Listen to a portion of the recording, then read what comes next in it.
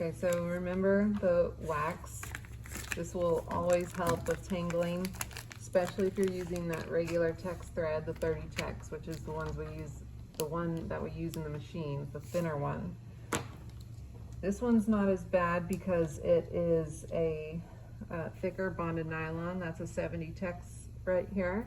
So keep in mind how big your thread is and what application you're using, what hardware it's going with. Is it going to be a belt loop? Is it a really delicate fabric that needs to have something less structured and less substantial?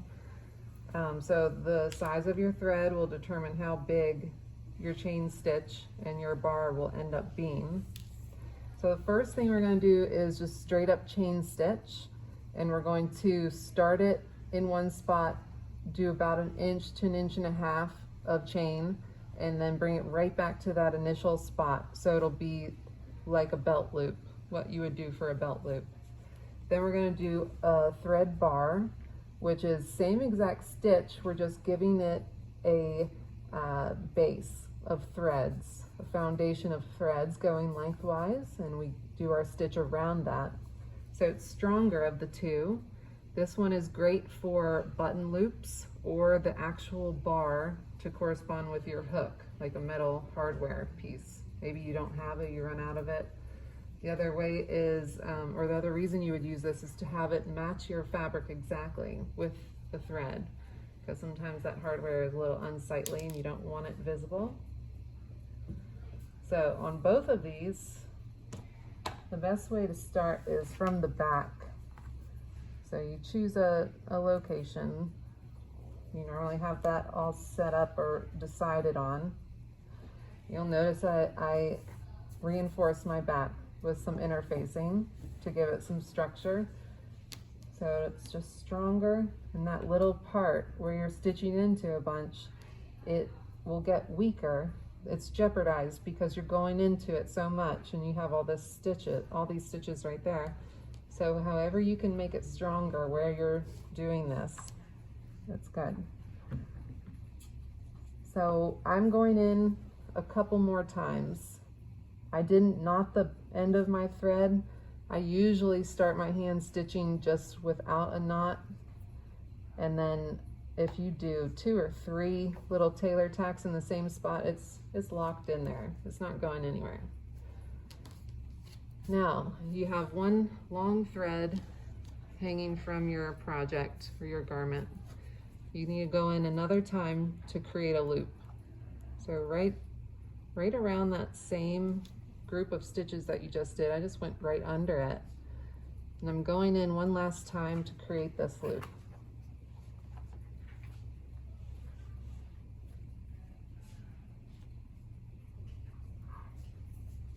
Okay, and you want to test it out, see if it's mobile. I can pull it both ways. I can make the loop bigger, I can make the thread on the needle side bigger. You're not changing hands with this needle.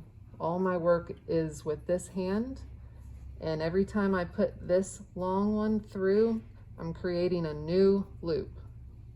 So have my hand through the loop, and I grab the thread on the needle side and pull it down. I grab it, pull it down. See how that loop came from this? Because I grabbed it and I pulled it through the previous loop. Now it makes a new one. And every time you do that, you want to really lock it down to the bottom, to that previous stitch that you made. If there's any space in between or loose stitches, that's a weak point. I also make my loop smaller. If it's way big, then it's sort of unwieldy and I can't manipulate it as well as I want.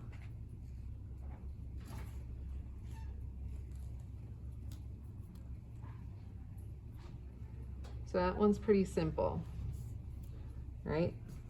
That becomes a motor skill, like muscle memory, and it becomes really quick. So that one can be done in literally a minute. You see what I mean about the size of your project? These tiny little samples are hard to work on because they float all around, but if you can get down on it and anchor it somehow, that's better. So let's say I want to finish here. You should do enough to where it's about a little more than an inch or an inch and a half, I would say, so you can make a loop with it. But let's say I have about that right there. I want to end it. You put your needle right through and pull it. And then it will create your last little chain at the end, and it's locked in there. Now, if I hadn't done that, if I didn't end it with that last one, you could pull that thread up and each little chain stitch would pop away. You could undo it if you did too many. Now let's do the thread bar real quick. Oh, wait, real quick. To end it, that is a chain stitch right there. But to get the type that we want, go right back to that original anchor point and bring him back down. That's a tiny, tiny one. You couldn't fit a belt through that, right? But you will make a judgment on this every time you're working on a garment, so you can make it the appropriate length and use the appropriate size thread. So that's basically what you're doing for the first one like this. Try to get your stitches as close together as possible and as tight as possible with no spaces in between and no spaces on the start or end of it. I'll be grading these in class, so that's what I'll be looking for. Now really quick with the thread bar, if you don't have enough thread left on your needle, just reload it. Set it up the same way, making sure that any legs are hidden on the back side. If you do it this way, where you're starting without making a knot in your thread first, and you want a little more security, before you cinch that loop all the way down, you can take your needle and just loop it around there twice, 2 or 3 times even, or just once, depending on how much you want, and that'll give it a really secure knot in there. Okay, that's all on the back. I'm all anchored in and coming to the front. Now, how do I get the 4 threads that I need for the foundation of this bar? First off, you want to go in the direction that you need it. Is it horizontal? Is it vertical? And then you go about, for this one, let's just go 1/2 inch over, and you might need to go smaller, and same thing. You're going to make those assessments for the project and the application. So I'm going to do horizontal, straight across from it, about 1/2 inch. And here's the other end of my bar. I'm going to go in one more time to give it extra strength right there. And then I'm going to go right back over to my initial anchor. This gives us 4 threads. I'm not pulling it super tight. I'm not letting it loop up big time. I just want them to hang out the same distance that it is traveling, okay? Now here's where the fun part is. Same exact thing as the last thing. You're chain stitching around these 4 threads. This is the stronger of the 2, remember? Okay, every time you go in, you want to put this needle underneath the two passes, equaling your 4 threads. And by going back and forth, you can sort of tell that you're underneath all of them. You should do that every single time. So you go underneath it, you have this loop. Before you come all the way through, stick your needle underneath. It has to go underneath every time the same, because that'll give you the same direction. And you pull it down to close the loop, and also pull it towards the beginning. So you cinch it to one side and create, avoid any spaces. So same thing, I'm checking to make sure I got under all of them. And I come under that loop. I'll be looking for this too, where you can tell that there are threads being left out of this chain stitch. So make sure you're checking every time.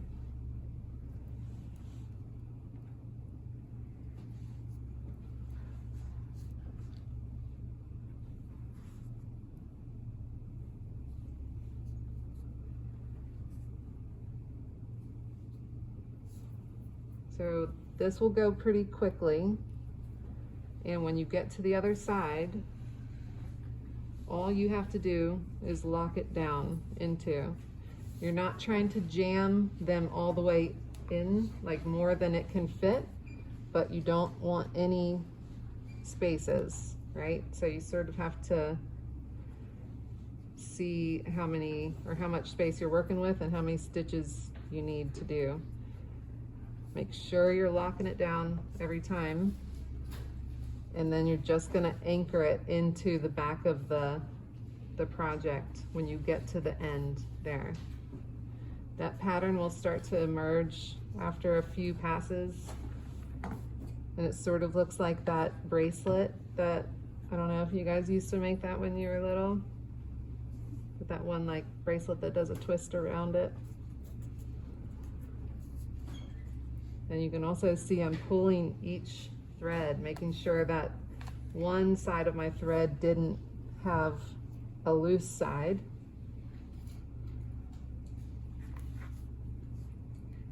Because if one gets out of line, I can just pull one or the other to get it all uniform. All right, that's halfway done. I would just keep on going, and then I would lock it into that other side, go to the back side, and you're done.